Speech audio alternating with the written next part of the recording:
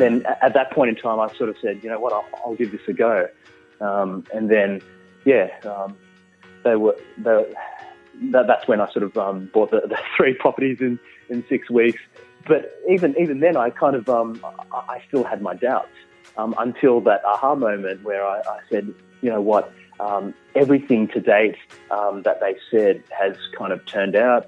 They said, you know, this property would rent for $360 a week, and it's getting $370 a week.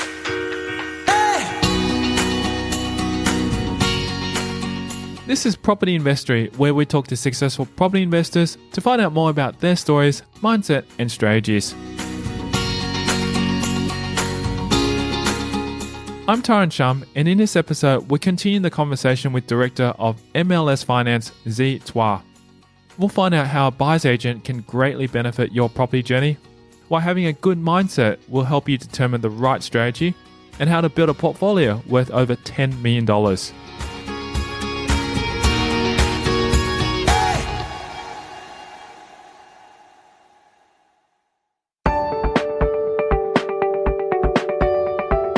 Also, before we delve into this episode, go over to propertyinvestory.com and subscribe to receive your free property investor case studies, where you'll learn how to generate passive income from your properties.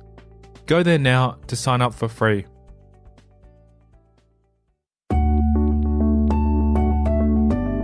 So, what held Chuah back from initially investing in property?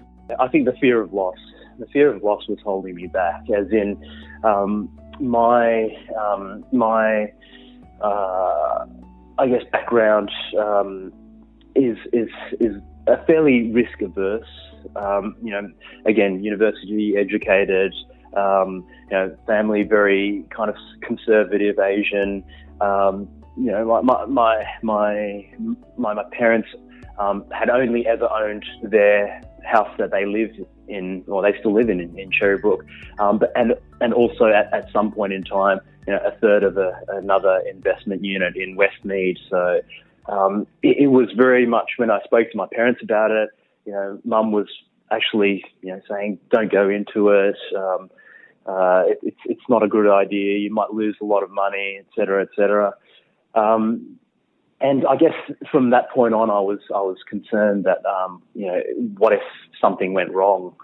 So that was, I guess, the mindset aspect of it, like the fear of it. And also, like when you're starting out, the kind of enormity of the task ahead, as in, like, you know, I had started out kind of just not having any networks or contacts, or you just, like, you don't know where to start. As I said, you know, I was driving around suburb after suburb. You know, at one point, a work colleague said, "Oh, you know, maybe you should get a Residex report." And so I purchased that online, and then I went through the top 100 suburbs. And I still couldn't pick one because there's just so much information out there.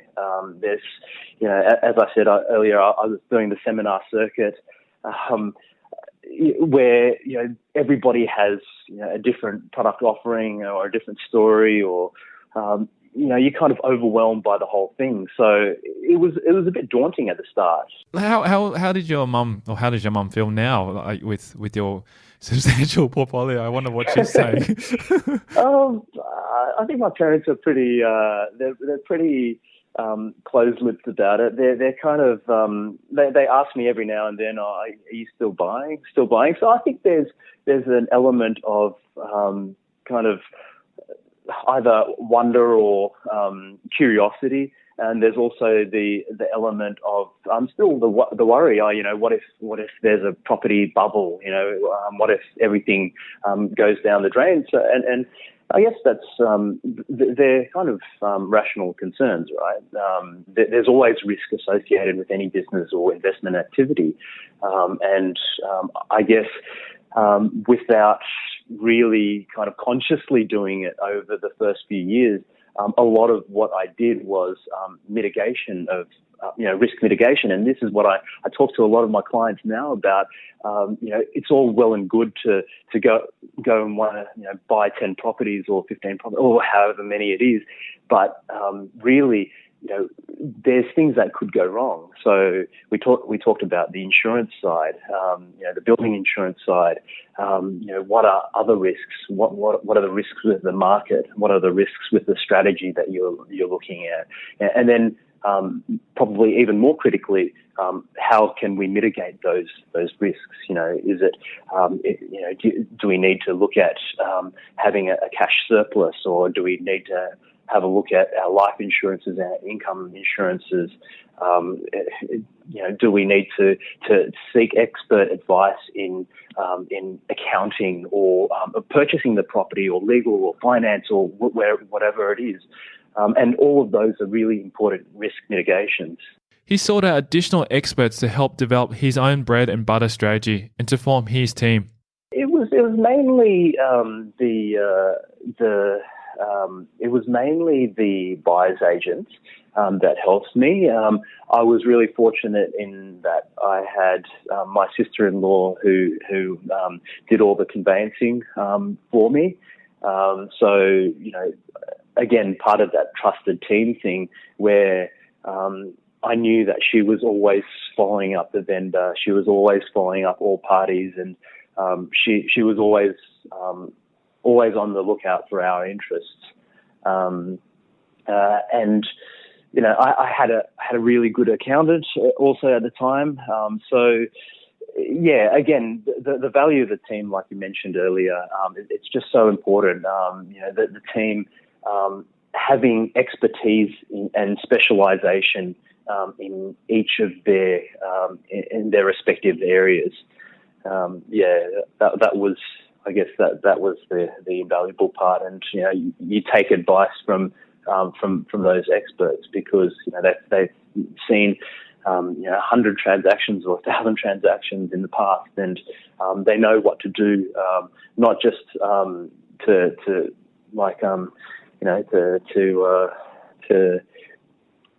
to set up your portfolio or to make the purchase right, but if in case something went wrong, they could give advice on that.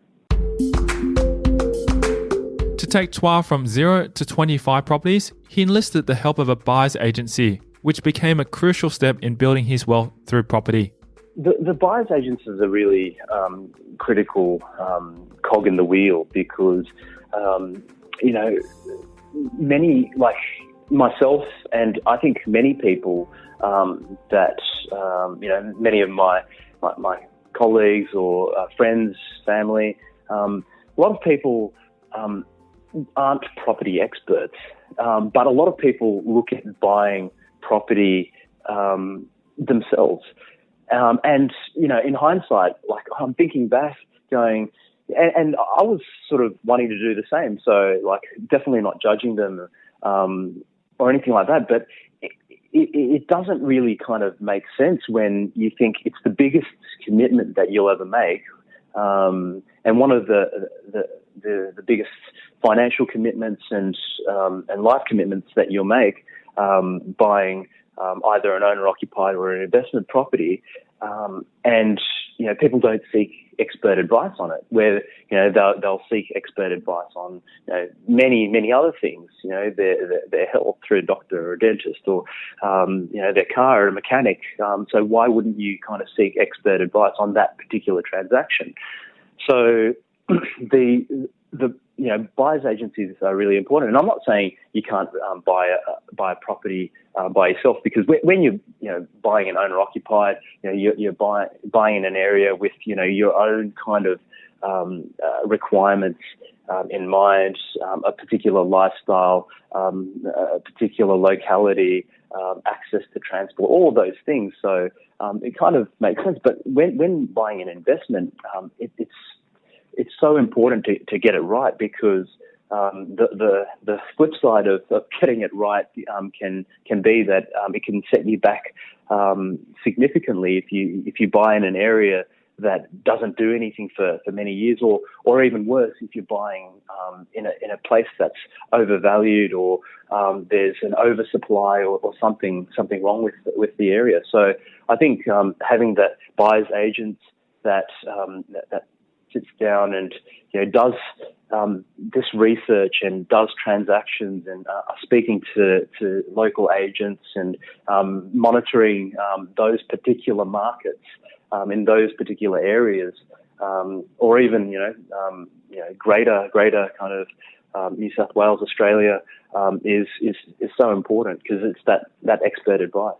And I guess the other thing with the buyer's agents I found was it saved me so much time myself. I'd gone through the motions of trying to find a suburb and a house that I was completely unsuccessful with. And the buyer's agents, again, that's their job, day-to-day research and recommendations and negotiations. So what the buyer's agents helped me with a lot was, I didn't have to go in and negotiate with the agents or vendor around the not just the price of the property, but also the terms, a longer settlement or early access or whatever it is.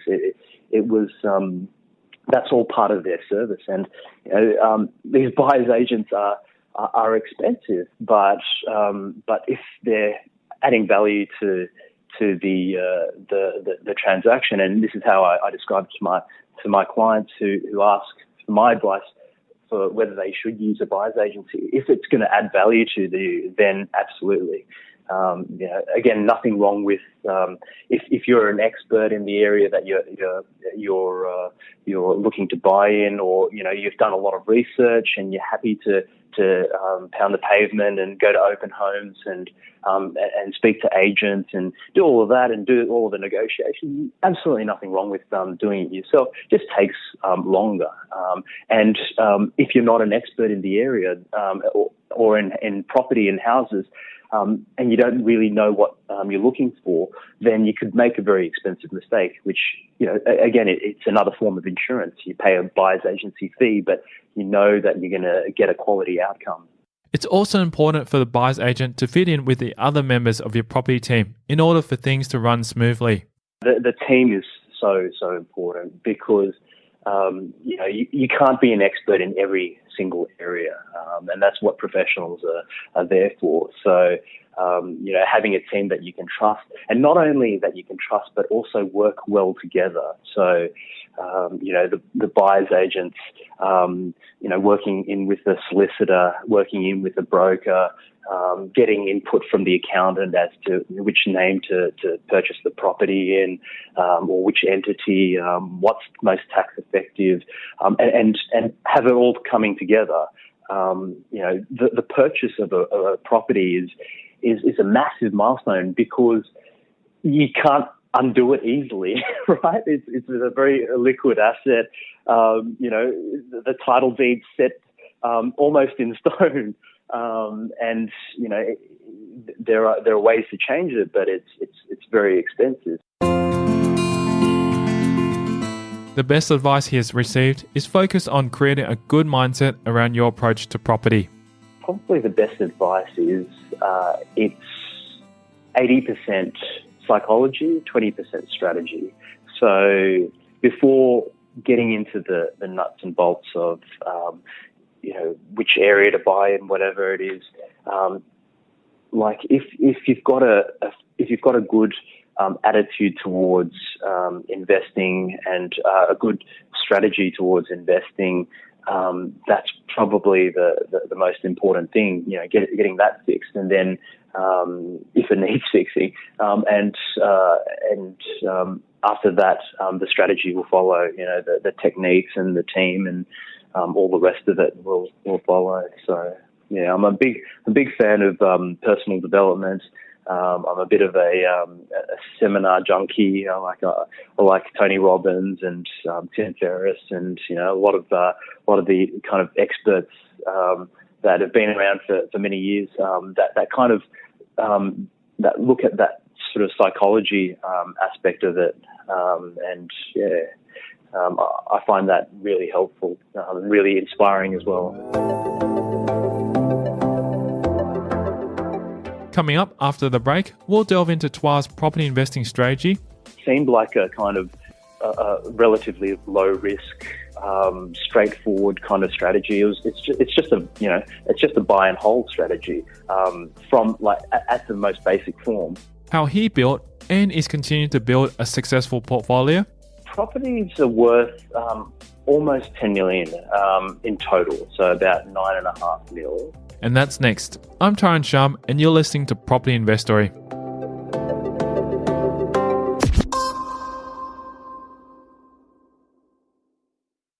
Hey podcast listeners, are you enjoying listening to these stories and want more? Then head over to propertyinvestory.com and subscribe to receive your free property case studies that I only send exclusively via email. Just one of the many benefits of being part of this community. These real case studies are from experienced property investors where they share specific numbers of their portfolio, the strategies, and much more. Simply visit propertyinvestory.com to get your free case studies. Now back to the show.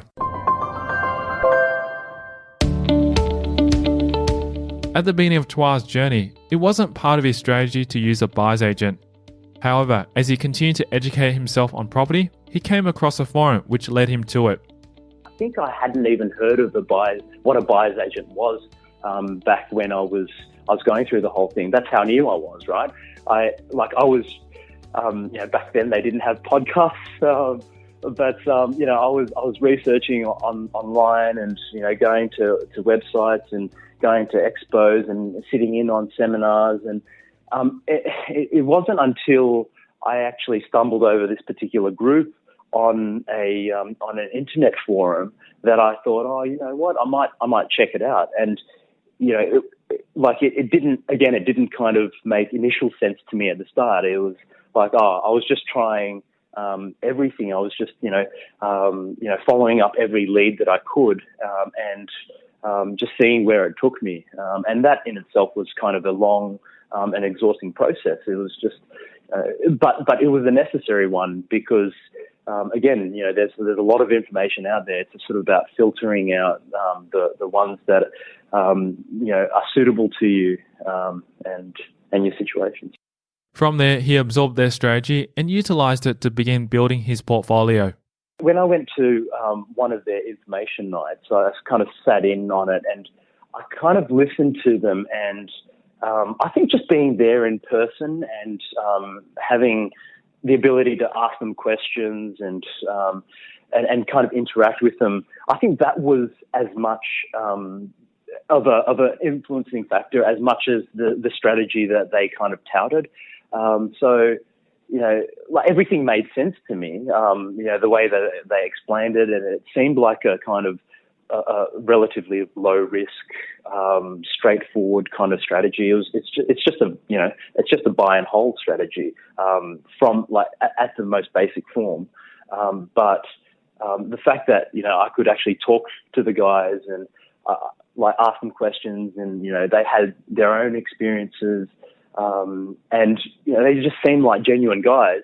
I think it sort of came down to gut feel,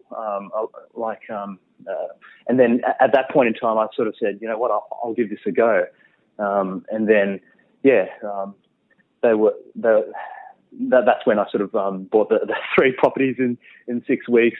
But even then, I kind of I still had my doubts until that aha moment where I said, you know what, everything to date that they said has kind of turned out. They said, this property would rent for $360 a week, and it's getting $370 a week. Even though you don't know with real estate, you don't know how the property is going to perform in terms of the capital growth, because obviously that happens over a number of years. It just felt right. I had the team in place. I had something to sort of aim towards, and I was like, you know what, I think it's working, so I'm just going to continue the strategy. As Chuah has built his portfolio, his goals have also evolved greatly over time as well. The initial goal was to buy 3 properties in 3 years, so 1 property a year, that was quickly shot out of the air, and I guess the goals keep on keep on changing. Like the initial goal sort of went from 3 properties to 10 properties to 20 properties, and now it's 50 properties. But I guess the number doesn't really matter. What matters is that there is a goal in place, and you're sort of moving towards it, and there's, the target's in place for you to shoot at, and just as long as you're aiming that general direction, you're moving in the right direction. Look, I want to achieve like a level of financial independence, and with the portfolio, I have an equity goal, so an equity goal of $10 million. And a passive income goal as well. So there are kind of a couple of sub goals, but again they sort of almost seem to be changing on a year to year basis. And as I kind of said earlier, it's important to have a goal, but as I'm probably not focusing on the goal as heavily as I probably could or should. Like it's not where I am in my stage of life, as in I'm only 36 still, so I'm not like looking to retire and not do anything for many years. I'm currently in a vocation that I really enjoy and get a lot out of, and even if I wanted to change careers, I don't think I would just sit under a palm tree for the rest of my life and bliss out or sip cocktails or whatever it is. I'll always be kind of looking to do something, and the way my portfolio is structured at the moment is consistent with that. It's not very, very highly geared, but there is still a considerable amount of debt associated with it. But I'm not concerned with that at this point in time, because I'm not looking at just wanting to draw that passive income anytime soon. So, what is he sitting on in terms of the market value of his portfolio and the cash flow it is generating? Properties are worth almost $10 million in total, so about $9.5 million. I've got about in total aggregate get in excess of total rent from all of the properties, over 350,000 a year. But again, there's a lot of debt that is associated with the portfolio that I'm looking at paying down. So there's all the usual expenses. So it's not a $300,000 profit. It's a $300,000 less council rates and insurance and interest and strata, and et cetera, depending on the entities as well. But overall, it would be around neutral, I would say, if not a little bit negative, given that I've over the last couple of years, I kind of took a bit of a break when I started the business. A lot of my energies and focus were spent sort of going through getting the business off the ground. But I've kind of more recently started purchasing a few again. So anytime that you're sort of going through the acquisition phase, it does kind of put a bit of a dent on the cash flow, because a lot of the times you're not using your own cash to put down as a deposit. You're using your equity, so you're effectively borrowing like the whole amount, or even the whole amount plus the cost. So you're borrowing 105% of the value of the property, plus the fact that given the current state of the market, a lot of properties aren't massively positively geared, as was the case maybe 3 to 5 years ago. Turning the conversation to books, Chuah recommends a book which kickstarted his motivation to invest in property. The book that kind of got me started when I was wanting to learn more about everything. And this is very much on the psychology side as well, was Rich Dad Poor Dad, a very, very famous classic, but really kind of reinforced to me where I was in the kind of life quadrant of employee, self-employed, business owner or investor. It was like, hey, I really need to do something. And it was really, it was a really easy read as well. Robert Kiyosaki makes it very kind of interesting and with kind of little stories. And if anything, it was kind of an inspiration for me to go, hey, you know what? I need to learn more. I need to find out more. There's a whole world that's unexplored. And yeah, that was a great book. A personal habit which he believes has contributed to his success is being constantly frugal. I think a strong savings mentality from that was instilled by my parents. Sort of being quite value conscious. It was that was something that kind of helped you set aside money. So when I was living at home, I wasn't married, didn't have kids. At that time, it was quite easy to kind of save. And even when I left my full-time job and my wife wasn't working as well, it really served me well to have those habits of just being value conscious and having a view towards the future and towards saving and investing. So I guess financial savviness has kind of always kind of been with me.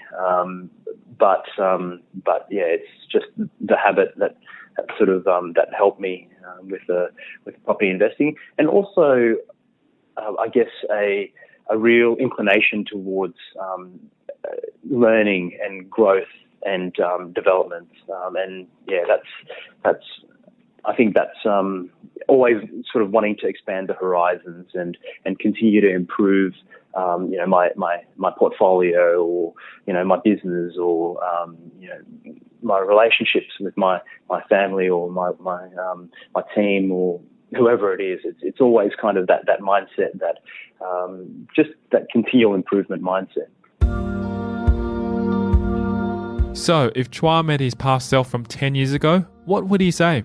It was kind of my cheeky way of saying, just have a shot at it, because if you don't have a shot, you're going to die wondering, and there's no worse pain than dying with regret, or getting old with regret and going, I could have done this or I should have done this. And a lot of the things that in the journey that I've been through, whether through the investment journey or the business or life in general, I've been really glad that I've just had I've given it a whirl, right? I've just I've given it a go, and sometimes it doesn't always turn out the way you initially wanted it, but there are things that you can learn from it, and all the good things have come from giving it a whirl. So when I said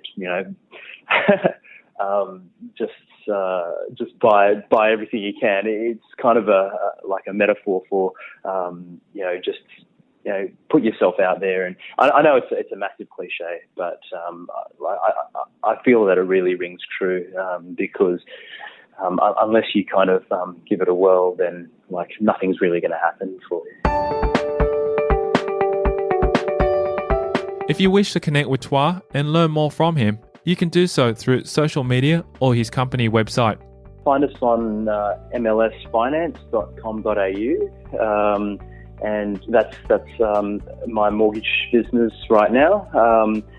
You can connect with me on LinkedIn or Facebook. I'm just happy to be able to help like-minded people. So, people who want to build a portfolio of properties. I've walked that journey before, and always happy to help my clients through the same journey. It's something that we specialize in, and we do every day. So, working with the banks, and it's not always an easy thing. And, when you approach a bank directly, is that bank the right one for you? Are they setting up your loans correctly? Are they setting your whole structure up correctly? That's what